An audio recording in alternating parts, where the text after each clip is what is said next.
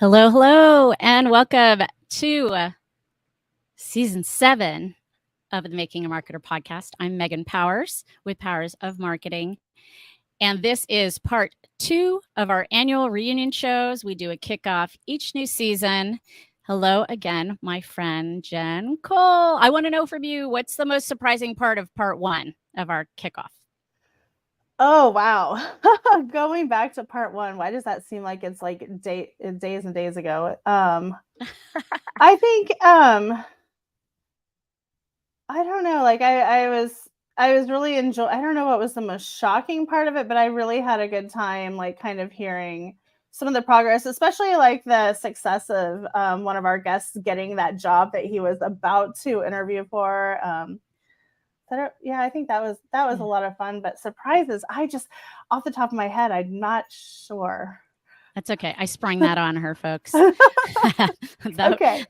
And sometimes you are you overshare, and sometimes you just want to mix it up a little, trying to make it a little spicy. Yeah, for me it was nothing was terribly surprising, but I'm always delighted by like the progress that our guests have made, and how I love revisiting their episodes and then having them answer the one big question, which we did share with our guests in advance. So hopefully everyone is prepared for that. I know it's kind of a hard talking if you really go with the big one. It's kind of a hard thing, I think, to talk about publicly, but we'll see how vulnerable our guests get.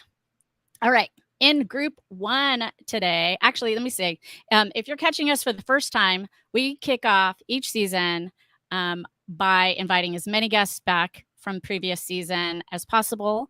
And this is the first time we've done it live, so we can have our listeners and viewers see the madness firsthand of us bringing people in and out. Today, we only have 4 people. So we have 2 in the first group and 2 in the second group. And we are just going to briefly revisit their episodes and then ask each person one big, hairy question.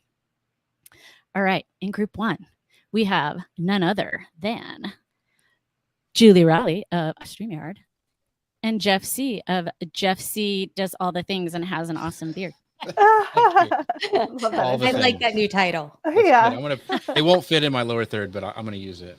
So. Well, and I will never forget how to spell your name, because his little thing that he says, I before E, especially in Jeff C. That's right. Yeah. I'm glad so clever. You remember it. Yes. Thank you. So yeah, if you ever don't remember, hopefully that'll be a little. I thought about dyeing my hair purple because that's how I remember Julie, because she has that awesome hair. I thought about doing that, but that would be too much copying her. So I don't know. Purple could really work in the beard. I don't know. I would look like Guy Fieri, kind of just had an explosion or something. I don't think it'd be good. So Puddles made an appearance on part 1, so I thought I'd show everybody part 2.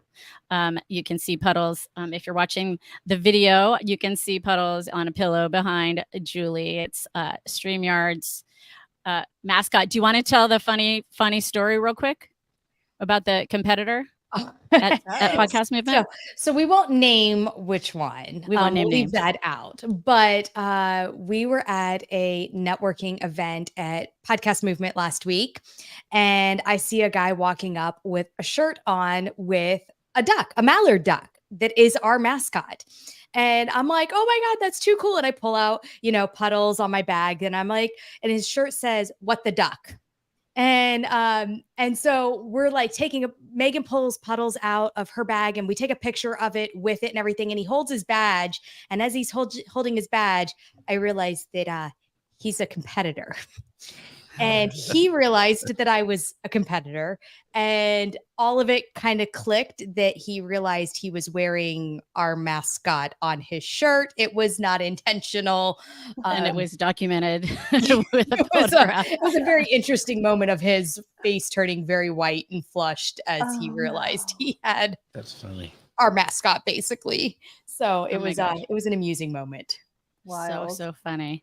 Okay, well, on that, we'll start with Julie. Julie was on in January on episode 118, and her show was, not surprisingly, about live streaming your podcast. Yes. And so, Julie, give a brief brief little bit about yourself, and then let's talk about your episode a little bit.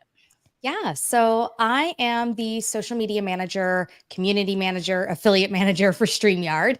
I handle a lot of hats and wear a lot of things, but I love getting to work, especially with our users of the product who are in our community space and really helping them grow and build into either very successful live streamers or podcasters and all of the other avenues that we've added in with StreamYard with recording and webinars, and seeing everybody get to grow in their space, whether it's their sole business, whether it's their side hobby. It's really fun getting to help everybody. Yes. Awesome. Yeah, and we talked about a lot of people, I think, would think of StreamYard as a podcast platform, but man, we've been recording on Zoom since Joe. It's like it's I think obviously you can go live.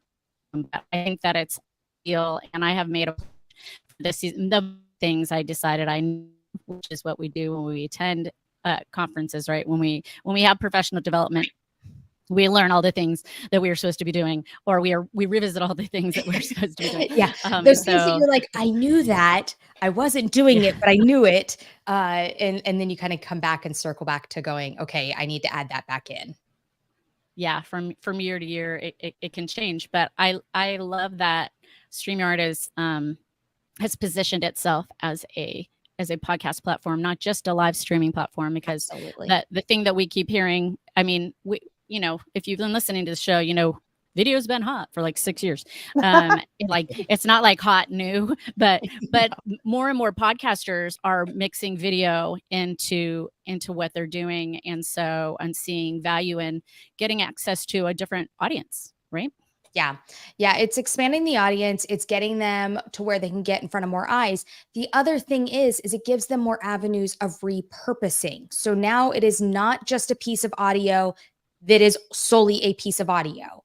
Now it's a video that you can utilize on your YouTube channel and your Facebook pages and LinkedIn, all those. Now you can take and shorten those down into short form vertical clips to put up onto TikTok, onto Reels, onto Shorts.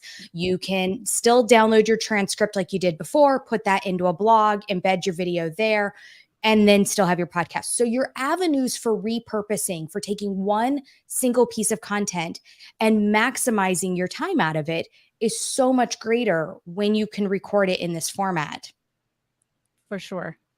Yeah. And as we heard, I am my most valuable session of the week at Podcast Movement was Paul Colligan, which if you know Paul, if you know, because he's the one of the godfathers in the original podcaster guys. And he talked about using YouTube to publish your podcast, and how you can send your whole catalog through Headliner apparently, and they will populate a new YouTube channel for you. So for all the audio with a Headliner, like little graphical video image too. So yeah, we do this. We're streaming to YouTube right now, and LinkedIn and Facebook, and so that I have that YouTube, I have this will be like the 58th live that we've done out of 133 episodes, which is, not half, but, that's the goal for me, is to try to do every other one. So awesome. Well, if you have not listened to that one, definitely worth going back to listen to 118. I think Jen has a big hairy question for you. A big hairy question. I do. It's pretty loaded too. So, we all have our business challenges, and, it's always a pain in the beginning, but hopefully we always, we bring a positive out of it. We learn something from it. So Julie, what is a business challenge that you've had since we've had you on the show, and how did you overcome that? I think the biggest business challenge that I've encountered is learning when to let go and when to walk away, and not to hold on to something that is no longer serving me, no longer serving my business, my brand, in any facet. If it is starting to drag me down, starting to become that negative source in my life, it's knowing that I need to let it go. And change is scary. It is terrifying, but it is okay. And with every change, I every time I've had to walk away from something and move on, the change that's been around the corner has always been better than previous. So it's really having to learn to go, it's okay. That change is not bad. Letting go. It is hard. But it's like it is a really important part of growth for sure. I've done a lot of that over the last few years as well. And I tell you what, it really does help. It really does help. Like you experience life in a different way when you're just, it's very much like off the shoulders, off the brain. I get it. I love it, and I love that you've experienced that. That's great. Yeah. Like a duck, like water, exactly, like water off a duck. Yeah, they're paddling very furiously underwater, but up top they're just gliding along. Yeah. So yeah, it's that change is scary, but when it comes, it's usually the right thing. Yeah, I love that, Julie. That's awesome. Perfect. All right, Mr. Jeff C. He was on with Grace Duffy, former sidekick, former known as sidekick, Grace Duffy, a friend of all of us. We did a collab, and this came up last week at the conference as a suggestion for how to expand listener base, to do a show together rather than record one person's show and recording for your, doing it together and using the same recording as your. And I haven't looked at this. Did you look at the data on that at all to see like how it compared to like a normal show? It probably for you it's the same. For us, it was just way out of the box. Are you asking me? Sorry, you're breaking up every other word. So I was trying to get that question. Oh, this is good when you're live. I've been there. Don't worry about it. I've been there. All right. I know. Same. Yeah. All right. I'm at Jen. Question. It's always on my turn. It's just the way it is. It's the luck of the draw. You got Jeff C, and then it starts messing up is what happens. So I'm gonna go out. So she's gonna have me ask the big question, which I'm excited to hear from you, Jeff. I think this will be really cool. It's always good to learn people's challenges and how they overcome. But what is a business challenge that you've experienced, maybe in the last few months, maybe in the last year, but you found a positive and a lesson, and you've come out on top? So so I didn't know it was only supposed to be in the last year. So I'm gonna go back to like when I started, because it's still going on. So when I first started, it was really hard to find people who are doing what I did. Like digital marketing was really hard. Like I was in Longview, Texas, which is kind of a smallish town. And I didn't have a lot of people who understood the struggle of like doing a live show or, getting guests for a show or, all the stuff that we do that, we can talk about. And so one of the things that was really hard for me, I joined BNI, I got in a local business group, but they had no clue. I mean, that was great for me to get to where I could actually start speaking about what my business was and everything like that. So that was a good thing, but I didn't have that like, hey, how do you get a guest? And what happens when your audio quits working or you have a bad connection? What do you do on a live show? And so what I was able to do, and I continue to do it this day, is I found a group, and at that time it was other podcasters, and we met. It was at one of the first social media marketing worlds. This podcast movement had an add-on thing called Podcast San Diego, and there I met Eric Fisher. And I had just launched the Manly Pinterest Tips podcast and live show. And we started this mastermind with another guy named Anthony Witt. And we have been doing that every Monday for over 5 years now. So we meet every time we get together, and we, this Monday we couldn't meet together. So we just did it over Slack, but because we have our own Slack channel that we have in there. So the cool thing is that it continues. And that for me has changed my business, changed my outlook, changed the way I do things, is having this group of people that I can ask questions of. Like I can go, hey, Eric, I I'm needing to get some new podcast. Guy Kawasaki, who I produce a show for, he wants to start doing advertising.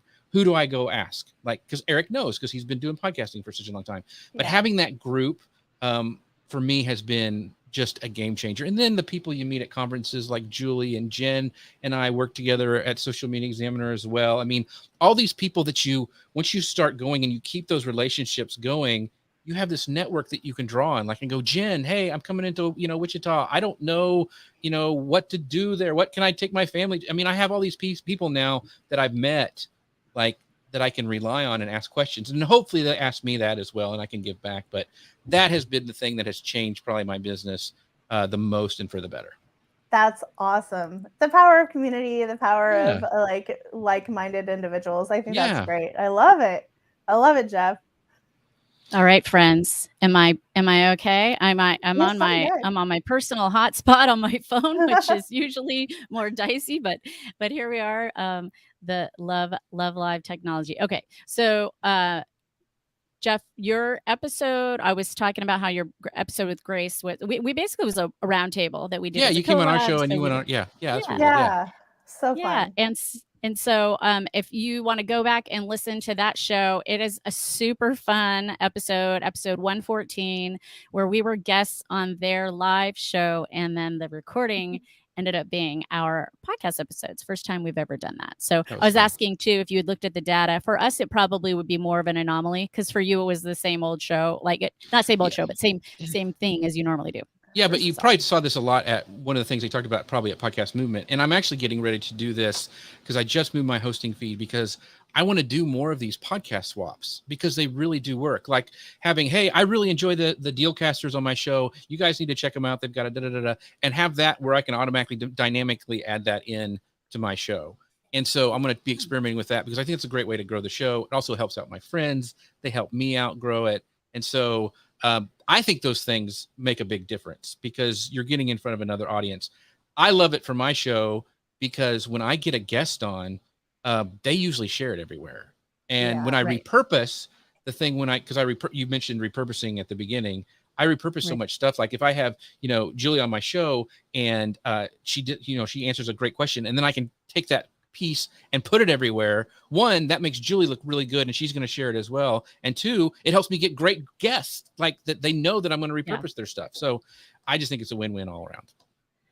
For sure. And that's another one of my pledges, to do more of that, do more repurposing to get the word out just a little bit more.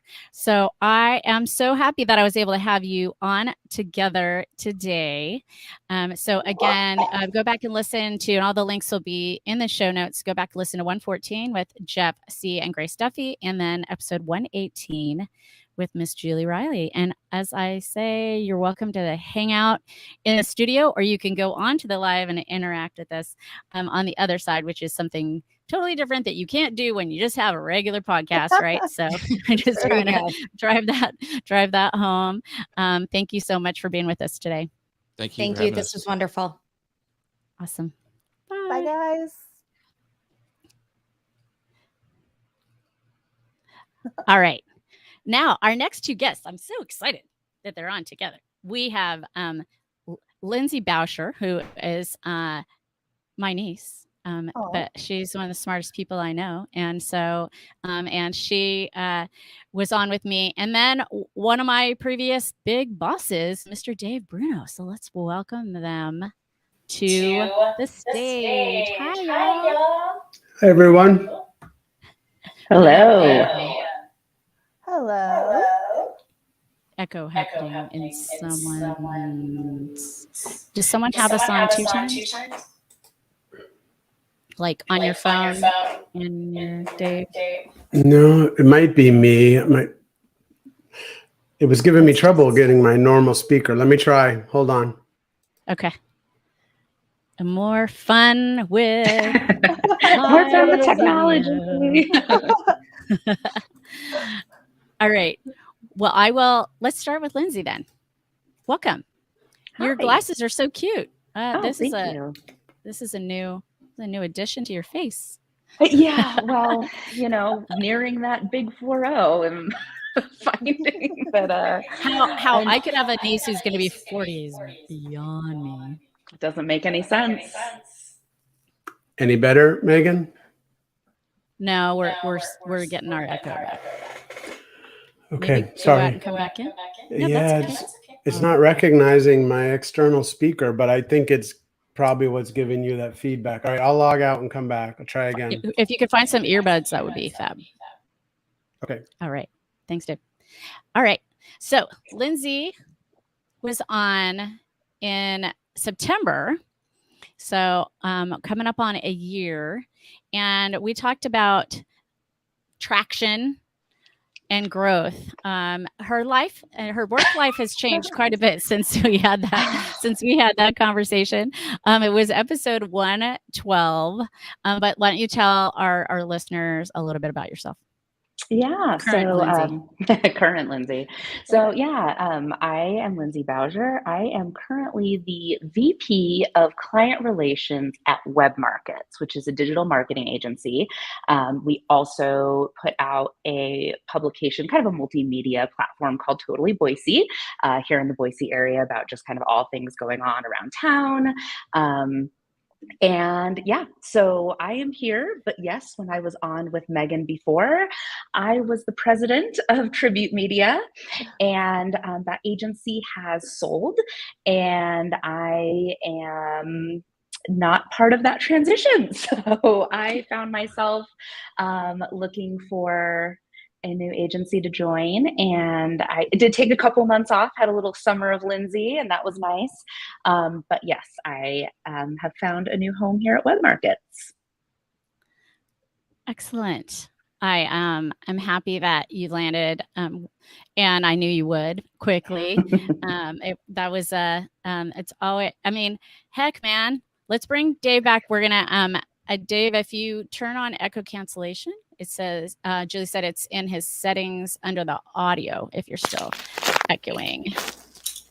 All right. All right. Testing let's 1, see. 2, 3. Sound check. Okay, I think I'm hearing a little crunching on the mic. I don't know what that sound is, but that's all right. Oh, it's your beard. It's probably touching my beard. Oh, that's hilarious. Fantastic. Oh my gosh, that is so funny. So Lindsay had not a similar experience, but we talked about this in my episode with Dave. I was laid off from we worked together, and he was the one that had to tell me. So a little bit different scenario, but still interesting that he is the one who's here on the show with Lindsay at the same time. Okay, so Lindsay, let's talk a little bit about your episode though. So what is traction, and are you doing this at your new place? Yeah, so it's really interesting. So first of all, my apologies to any traction implementers who listened to my episode and cringed all the way through like I did, while I continued to confuse the word integrator and implementer, which are two very different things. I knew what I was talking about, but it was not coming across that way.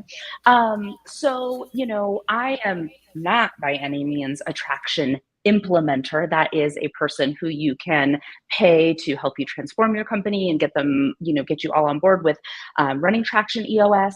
But I am working with a company now that is, hasn't necessarily brought traction on, but they're all familiar with the concept. They've read the book. They're interested in taking it that direction.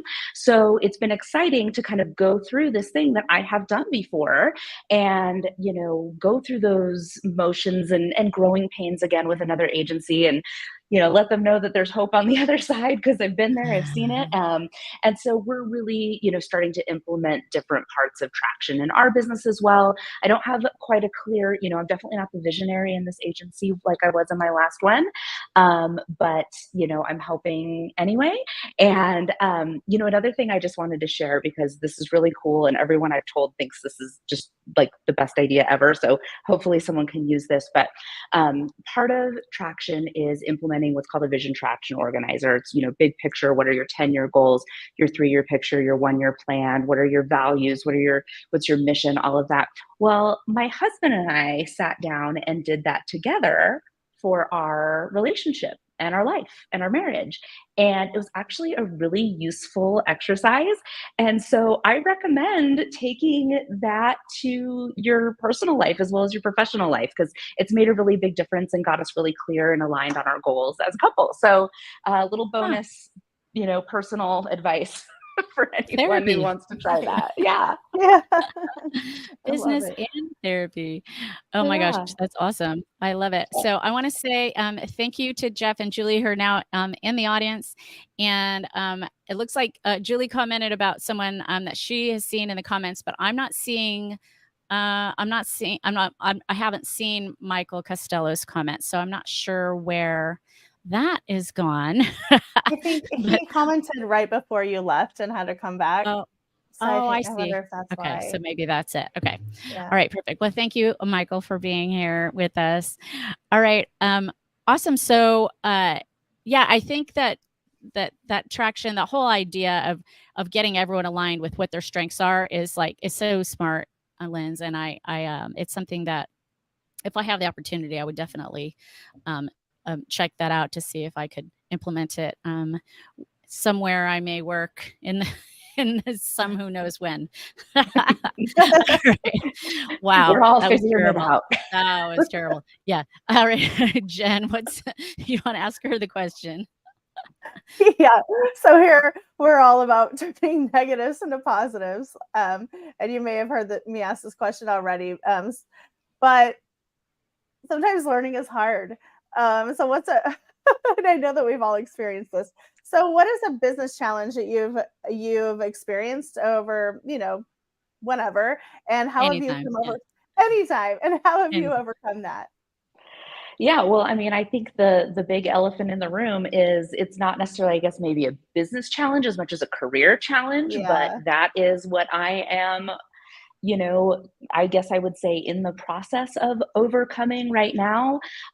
It's just to be totally honest, it's kind of an ego check to Yeah. be really honest, to go from being the president of an agency to, being essentially, asked to not be a part of that transition. It's hard. It, hurts. It's kind of like divorce, honestly. Yeah. Like it feels so much of my identity, so much of what I was known for in my community was all wrapped up in my previous role. And so making this transition and, not necessarily being in charge of everything anymore, it is hard in many, many ways, but I am also trying to be zen with the idea that not everything, it's not all my circus, not all my monkeys. Like I have a defined role and I can, start over this next chapter of my career and my life with maybe a little bit better boundaries and a little more work-life balance. And I'm just, like I said, I'm trying to embrace that and recognizing daily that I'm a flawed human and I get caught up in things that don't matter sometimes. And most of my problems can kind of be traced back to that. So That's a hard challenge. I faced the exact same thing before. And mine was years ago. So years ago now. So I can tell you, I'm sure you already know, it gets way better. It really does get better. It's a growing thing. Yeah. I am What growing. I love that is for is sure. that she was about to get a really big award for CEO of the Oh, no. year for her business community, and they still gave it to her, and we're like, heck yeah. And her big birthday party that's coming up is basically her friends spoofing like they're going to roast her for all the amazing awards that she's gotten and all the accolades and everything, which I just think is hilarious. So you're still a badass. Thank you. Yeah, perfect. All right. Well, thank you. And again, her episode was 112. So you're gonna have to go back a little ways for that. But if you're interested in hearing about traction and what's the acronym? EOC? EOS. So EOS Worldwide is the website where you can kind of check out all their resources. You can download for free, like Vision Traction Organizer, some of the meeting agendas, and just kind of start to get a feel for what it's all about. It just creates a lot of structure for organizations, and I just obviously highly recommend it. Go listen to the episode. All right. Yes, exactly. That's part of the reason we do this. Try to get people to go back, especially if you're new to the show. All right, we're gonna bring you back, Dave. I believe in this. It's all right. Testing. I believe. Can in you hear me? I believe in the. Can you hear me just once? Only one of me? Yeah. Yes. All right. God, so that's enough. That's plenty. I know, but we have to talk about your topic because, as you said, we could go 4 days or something, and everything will be different. We talked about Chat GPT, and I just learned about this. Have you heard of Magi? It's MAJAI. It pulls in Chat GPT. It pulls in Claude, which I didn't even know was a thing until last week, and Midjourney, and basically lets you do like all of the GPT things all within one platform. And I used it last night, and it worked better for me than anything I ever tried to do with Chat GPT alone. And that's part of the reason why I went. And it's only $9 a month for the personal account. So I had just gone to Chat GPT Pro for $20, and then I learned about Magi, and I was like, "What? First of all, what's Claude? Who's Claude? Who is this Claude character?" And so we talked about, it was beginning days. You and I were like basically studying for a test because as we had decided to do it, and then that week, Microsoft and Google both came out with their Bard and whatever the other one is that week. So what have you learned? Yeah, what have you learned about Chat GPT that just like, actually, briefly, tell everybody about yourself, Mr. Bruno. Oh, geez. Oh, God. Well, you and I used to work together. You talked about that in our episode. And again, today, and you never fail to make me feel sad for what I had to do, Megan Powers, and you do it in front of your niece. So, thank you so much for that. It wasn't your fault. It wasn't your fault, and everything for a reason. I firmly believe that. Yeah, and it is one of those rare examples where we remained close and friends and supported each other, lo these far too many years later. That doesn't often happen. So thank you for that. Thank you for your generosity of your spirit and allowing me to separate me from somebody else's decision back in the day. But yeah, so I do marketing. I've been in tech marketing, mostly retail and supply chain since you were a child, and started coming to work for us way back in the day. And I do tend to focus my energy on trying to help primarily retailers, mostly retailers, kind of figure out the intersection between technology and the consumer. Right. And, try to help them translate. I've been doing this long enough with a real focus on it that sometimes practitioners don't get the same opportunity as people in the tech field to really pay attention to all the new stuff. Right. And you happen to see, if memory serves, a LinkedIn post or a blog post or something that I wrote about Chat GPT where I was really speculating, like, okay, I think the first chance for retailers in particular to take advantage of this looks like whatever it was at the time. But Megan, my God, all that's out the window. Just light it on fire. Everything's changed in the last, and it's only been 60 days, 3 months, maybe. I don't know. It hasn't been that long. It was maybe. February 21st. Was it that long? It was February? Yeah. Yeah. Wow. Oh my God. This is a lifetime. So I think what if anybody hasn't realized it yet, what everyone needs to just get on board, because if you don't get on board with AI, you're so going to get left behind. I mean, it's not even a question. And you get the whole, it's going to replace jobs. You still need human touch. You still need humans to make it work right. And it's in my opinion, it's just going to make us more efficient. It's not going to take my job away. Right. I mean, most technology does that. We change around the technology.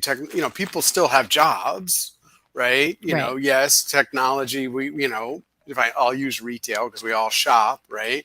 100 years ago, when NCR introduced the cash register, people thought, oh my God, we don't need salespeople anymore, right?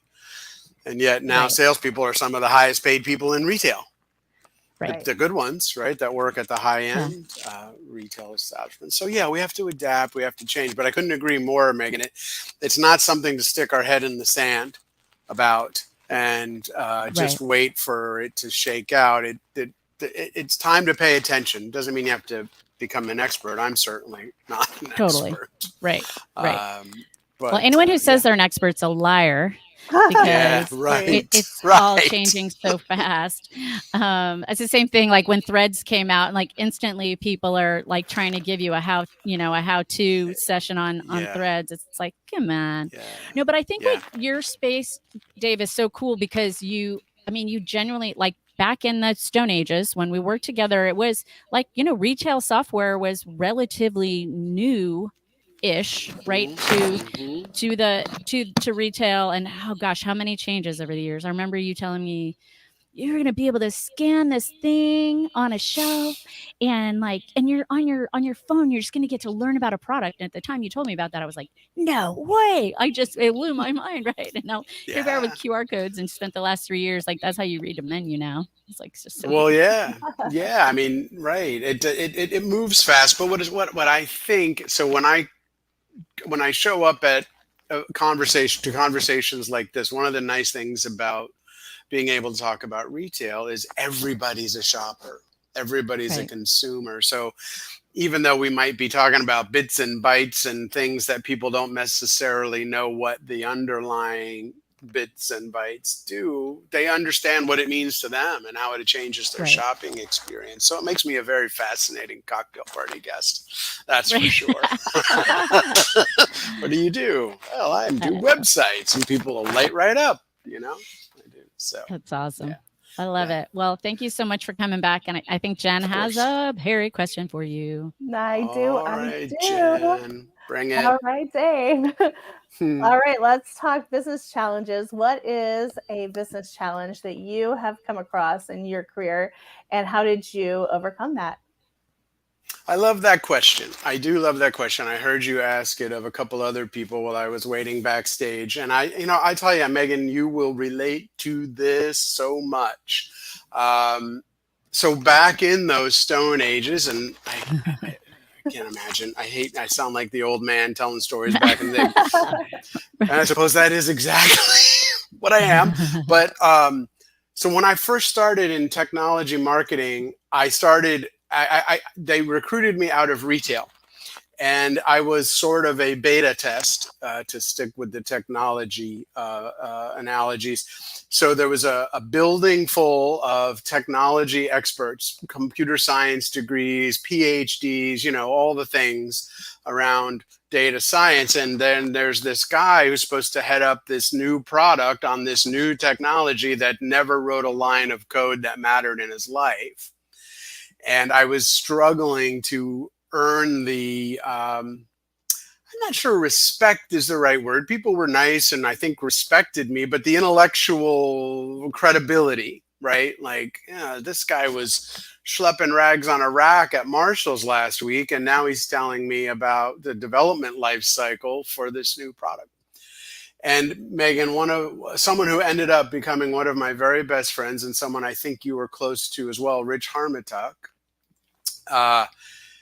he came to me one day. I went to him, Jan. I just went to him like, Rich, I don't know what I'm going to do. These people don't trust me. They just don't trust this retailer telling them what to do with their technology products. And he gave me these four words that I've never forgotten. And even in our COVID isolation world, I took the virtual equivalent of manage by walking around. Those 4 words. He said, you just got to talk to people. You can't sit in your office. You can't sit in your ivory tower. You walk around. You don't, this was in 1993, so email was barely alive, let alone chat and Slack and all we those went things. we went all that time without you actually calling out how many years it had been, and there you go. Well, you came much later. I wasn't You there were- yet, yes, but yes. anyway, sorry. You came Continue. much later. But anyway, that was so, Jen, to answer your question, Yeah. and it worked. It was like, Yeah. get to know people at a human level, sit down side by side and say, hey, what are you working on? Can you teach me? Yeah. Not teach me how to code in COBOL or whatever, but teach me what you're working on so I can better understand how to coach us, work us through this together. And it's the best advice I ever had, and I never stopped doing it. Even, like I said, even during complete isolation and lockdown, I still connected with people over Zoom, chat, yada yada, Slack, all that. So I think that's my answer. I love that answer. I can definitely relate to that. Get up and go talk to somebody, have a conversation with them, or collaboration makes a huge difference, especially if you're stuck on something.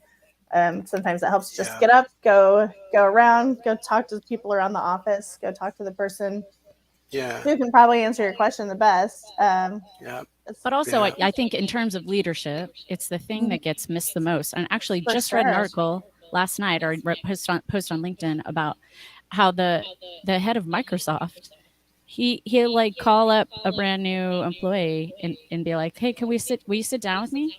And I'd be like, what do you want to know? Like, what do you want to do here? What do you want to accomplish? And like, really, boots on the ground is what made him such a successful leader, because he listens more than he talks, and makes decisions based on what the people want. So I think it's age-old advice. I don't think it's dated. Whatever year I may have mentioned inadvertently, it's right. I think it's but still leaders. Very relevant. There are today. so many leaders that don't do that. So that's a golden piece of advice. So thank you for sharing that, Dave. Of course. All right, friends. We have come to the end. I'm so sad, but this is the we're going to close out the part 2 of our season 7 kickoff. Thank you both for being here. Really appreciate you both. I'm gonna say goodbye and send you backstage, and Jen and I are going to close out the show. So thanks again. Thanks for having us. Okay. Bye all. Bye. Bye, Linz. All right. So episode 133. And next up is Phil Mershon. Oh, yeah. Another Wichitan, right? Yeah, Wichitan. Wichitan. Tomato, I guess. Right? He has a book coming out, and that's kind of what sparked me asking him to be on the show. But I can't believe we've gone 6 years and not had him be on the show, because we both have known him all this time. Right? We've always known Phil. So he is an event professional, which is obviously, that's my jam.